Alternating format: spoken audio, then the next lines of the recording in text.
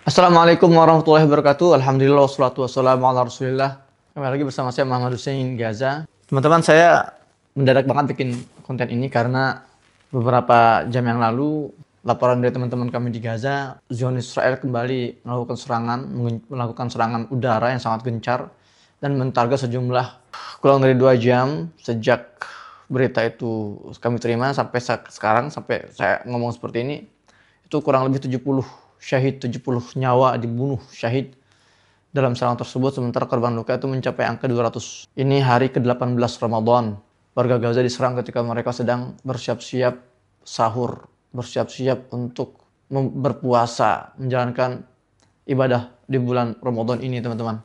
Di waktu yang bersamaan, channel 12 Ibrani juga sudah mengeluarkan berita bahwa Israel akhirnya memutuskan berdasarkan instruksi dari Netanyahu bahwa mereka akan kembali menggempur Gaza dan sedang menggempur Gaza dengan alasan bahwa pihak pasukan hijau, gerakan hijau di Gaza ini dianggap tidak mau menuruti perintah atau kesepakatan.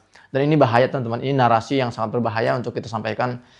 Tadi saya juga sudah mengingatkan beberapa tim, ya, beberapa para aktivis media sosial yang memiliki grup-grup Telegram atau channel berita di WhatsApp yang biasa mengabarkan tentang Gaza. Hati-hati, teman-teman, dalam mengambil berita dari versi Ibrani atau Israel.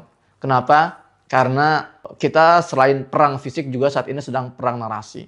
Dan narasi-narasi dari pihak musuh, kalau kita terjemahkan secara serampangan atau secara mentah, maka kita juga sedang membantu mereka untuk menyampaikan narasi versi mereka dan membantu mereka dalam menyebarkan propaganda mereka. Maka hati-hati, teman-teman. Sebetulnya yang harusnya ya menghandle masalah berita ini adalah orang-orang yang di bidangnya. Ya tidak hanya berdasarkan semangat, namun juga perlu background, ya, background jurnalistik dan informasi agar kita bisa memilih bahasa yang sesuai untuk kita sampaikan ke masyarakat pada umumnya, terutama masyarakat awam, ya. Teman-teman, kalau kalian berpikir bahwa perang sudah selesai, maka hal ini membuktikan dan menjelaskan lagi, dan saya sudah sampaikan di beberapa kesempatan, baik kajian-kajian offline maupun dalam postingan saya di media sosial saya sudah menjelaskan bahwa perang belum selesai. Ya, memang sudah ada kesepakatan gencatan senjata, sudah diumumkan, bahkan sudah diaktifasi, sudah dilakukan. Namun, teman-teman ingat, saya sudah sampaikan sebelumnya berdasarkan informasi valid bahwa kesepakatan gencatan senjata antara gerakan hijau di Gaza dengan Israel ini dimediasi oleh Amerika, Qatar, dan Mesir.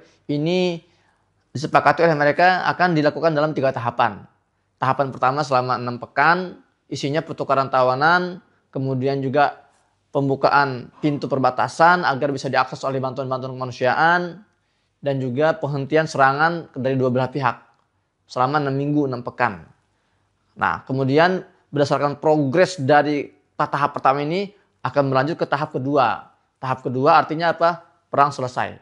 Artinya tentara Israel yang masih berada di beberapa titik di wilayah Gaza harus ditarik secara penuh, baik dari koridor Netzarim maupun dari koridor Philadelphia. Netzarim ini adalah koridor yang berada di pusat jalur Gaza yang memisah antara Gaza Utara dengan Gaza Selatan. Sementara koridor Philadelphia ini adalah wilayah Mesir sebetulnya yang berbatasan dengan Gaza bagian selatan. Nah, namun pada kenyataannya ternyata Israel ini nggak mau, ya, setelah kedua belah pihak ini ya menjalankan atau mengeksekusi tahap pertama, meskipun di tahap pertama pun ada banyak pelanggaran-pelanggaran dari pihak Israel. Mereka menembaki anak-anak Gaza, kemudian mereka menyerang di beberapa titik. Namun warga Gaza, para pejuang-pejuang gerakan hijau ini, mereka tetap bertahan, komitmen, mereka tidak mau membalas pelanggaran dengan pelanggaran lain, karena bagi mereka sekarang tugas mediator untuk memantau dan menunjukkan memang mereka itu layak menjadi mediator. Para pejuang Gaza bertahan di tahap pertama, mereka menjalankan semua komitmennya, mereka membebaskan para tawanan sesuai yang disepakati, berapa tawanan sandera hidup yang dibebaskan, berapa sandera meninggal yang juga dibebaskan, itu semua sudah mereka sepakati. Sampai ketika 6 pekan berakhir, 6 minggu berakhir, harusnya sudah mulai masuk ke tahapan kedua, namun pihak musuh ini, pihak Israel ini mereka mengundur-undur dan mereka bahkan ya melakukan berbagai manuver agar mereka tidak masuk ke tahap kedua. Sekali lagi, tahap kedua artinya perang usai. Perang usai artinya kabinet perang yang dibentuk oleh Netanyahu ini harus dibubarkan. Artinya kondisi atau status negara Israel ini harus kembali ke dalam status normal, bukan lagi dalam status perang. Artinya kekuasaan si Perdana Menteri Israel Netanyahu ini tidak lagi absolut. Ya, artinya dia bisa diintervensi oleh parlemen Israel sendiri. Maka dari itu dia nggak mau, Netanyahu nggak mau ini perang selesai. Makanya dia meminta kepada Amerika agar Gaza mau memperpanjang tahap pertama. Ya, jadi dia mau tetap bisa melakukan pertukaran agar para tawanan-tawanan di Gaza ini, para sandera-sandera Israel yang ada di Gaza ini bisa dikeluarkan. Nah, tapi dia nggak mau lanjut ke tahap kedua. Karena sebetulnya tahap pertama ini tidak semua sandera Israel itu dibebaskan. Dipecah-pecah menjadi 3 tahapan. Tahapan kedua, selain juga perang harus selesai, sebagian sandera yang masih tersisa pun harus dibebaskan. Sampai tahapan ketiga pun masih ada sandera-sandera yang harus dibebaskan. Nah, Israel nggak mau. Israel mau pokoknya sandera semua harus dibebaskan di tahap pertama. Itu menyelisih kesepakatan yang sudah disepakati dan sudah di-ACC oleh para mediator.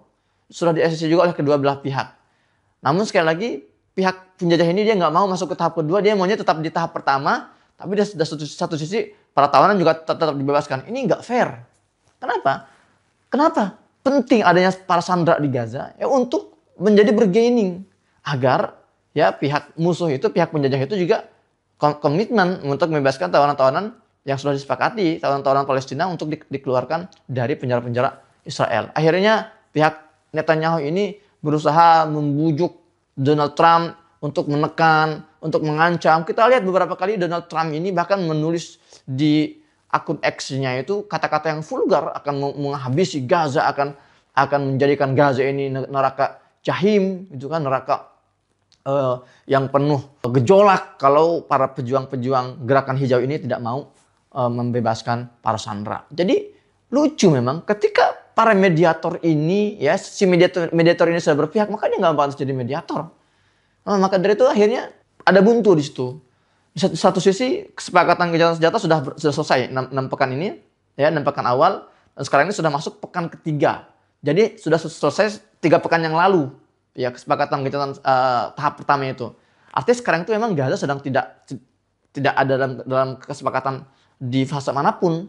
Nah, dan itu dimanfaatkan oleh Zionis ini untuk melakukan serangan-serangan kecil-kecilan. Ya, namun kali ini pagi waktu Indonesia bagian barat, dini hari waktu Gaza, puluhan jet tempur Zionis membombardir warga sipil di Gaza yang sedang bersiap-siap untuk melakukan ibadah puasanya. Saya ingin jelaskan lagi teman-teman, kenapa Israel ini, Netanyahu ini semakin terpojok. Kenapa? Karena beberapa minggu terakhir, Amerika itu ternyata menunjukkan satu indikasi yang muak dengan Netanyahu sendiri. Apa indikasi itu? Donald Trump mengirim utusan khususnya untuk bertemu langsung dengan gerakan hijau yang ada di Gaza. Dan ini nggak pernah terjadi. Terakhir kalau tidak salah terjadi tahun 1997. Karena dalam konstitusi Amerika itu mereka nggak mungkin dan mereka nggak akan membiarkan ada negosiasi langsung antara pemerintah USA dengan kelompok bersenjata yang dianggap teroris oleh mereka. Tapi kali ini Trump nggak punya pilihan. Dia melihat Netanyahu ini nggak bisa nih dijinakkan nih. Netanyahu ini berusaha ingin merusak kesepakatan ini. Akhirnya terpaksa dia memotong kompas dan dia langsung mengirimkan perwakilannya untuk berdiskusi dan bernegosiasi dengan gerakan hijau yang ada di Gaza. Nah, ini membuat si Netanyahu semakin kelang kabut. Dia semakin naik pitam, semakin hancur itu psikisnya, psikologinya itu. Karena dia merasa ini dia sedang ditusuk juga nih oleh Amerika. Amerika sudah mulai bermain-main di situ. Karena mereka sudah ada kesepakatan tertentu. Satu sisi si Netanyahu juga ini diserbu, didorong, ditekan oleh internal ya sipil penghuni ilegal Israel yang ada di Palestina ya. Mereka juga menekan Netanyahu untuk segera melanjut ke tahap kedua. Karena banyak keluarga-keluarga sandera yang masih berharap agar para sandera-sandera Israel itu dibebaskan di tahapan kedua. Mereka menanti-nanti karena mereka melihat sandera-sandera yang dibebaskan di tahapan pertama ini dalam kondisi yang baik, dalam kondisi yang segar, dalam kondisi yang sehat. Mereka khawatir kalau perang kembali terjadi, ini para sandera-sandera yang ada di Gaza ini akan habis, bukan oleh para pejuang Gaza, tapi oleh jet-jet tempur Israel sendiri. Karena mereka paham, mereka sudah tidak bisa lagi dibohongi oleh pemerintah mereka. Di antara instruksi jelas dari pihak Netanyahu itu adalah kepada militernya adalah mentarget, menghajar lokasi-lokasi yang diyakini di situ ada sandera-sandera Israel sendiri. Sekali lagi perhatikan ya. Netanyahu memang sengaja mentarget sandera-sandera Israel yang ada di tangan para pejuang di Gaza. Kenapa? Karena semakin banyak ya, jumlah sandera yang ada di tangan para pejuang, semakin besar bargainingnya. Maka dia nggak mau. Dia pikir menurut Netanyahu lebih baik kami habisi sekalian sandera-sandera itu. Yang penting ya para pejuang ya, gerakan hijau di Gaza itu mereka tidak punya bargaining, tidak punya senjata untuk bernegosiasi ya di atas meja perundingan. Maka jadi tekanan-tekanan ini terus dirasakan oleh Netanyahu. Di satu sisi Netanyahu juga sudah mulai berkali-kali dia didatangkan ke meja hijau untuk kasus korupsinya, untuk kasus KKN-nya. Dan dia juga sempat berteriak saat itu di depan hakim Israel itu, dia perlu waktu untuk menjelaskan semuanya. Dia berteriak dan itu sempat viral ya di media-media Ibrani sendiri.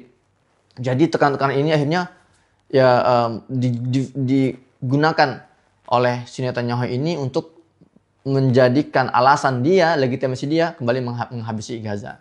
Dan dia membuat statement tadi malam bahwa tadi dini hari waktu Gaza ini bahwa kami kembali membadiri Gaza, kami akan melakukan menjalankan operasi yang kekuatannya berlipat-lipat untuk ya memaksa para pejuang Gaza ini melepaskan para sandera-sanderanya. Ya, ini jelas sekali sebuah pelanggaran yang dari kesepakatan yang sudah disepakati. Kurang dari 2 jam ini teman-teman sekarang sudah 70 nyawa syahid dan lebih dari 100 mungkin 200 ya.